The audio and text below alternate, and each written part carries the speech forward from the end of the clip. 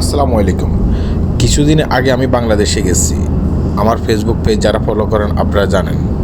তো ঢাকা থেকে আমি আমার গ্রামের উদ্দেশ্যে রওনা হয়েছি।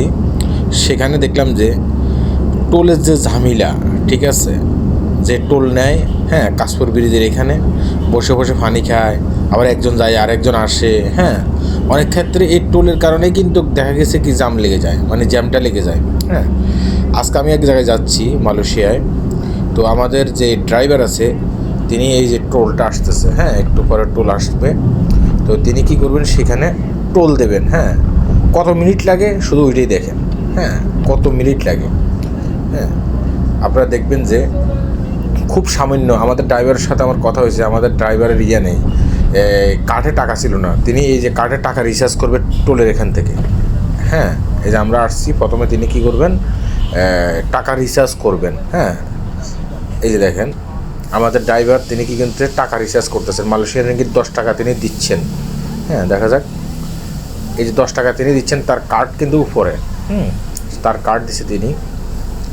এই যে কার্ডে টাকা যায়, ওই যে কার্ডে রিচার্জ হয়ে যাবে। হ্যাঁ, এই যে কার্ডে তার টাকা রিচার্জ হয়ে গেছে। তিনি এখন কি করবেন, এখন এখান থেকে চলে যাবেন।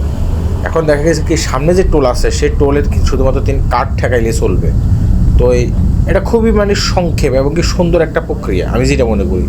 এটা হলে কি হয়, দেখা গেছে কি যারা অনেক ক্ষেত্রে টোলের টাকা উঠায়, হ্যাঁ, তারা অনেক ক্ষেত্রে টাকা মেরে খেয়ে দেয়। অনেক ক্ষেত্রে অনেকের কাছে ভালো লাগবে না হয়তো আমার এই ভিডিওটা, কারণ যারা আমার এই ভিডিওটা দেখবেন, যারা টোলে বসেন, অনেকের টাকা একটু মেরে খেয়ে দেয়, আমি সবাইকে বলছি না।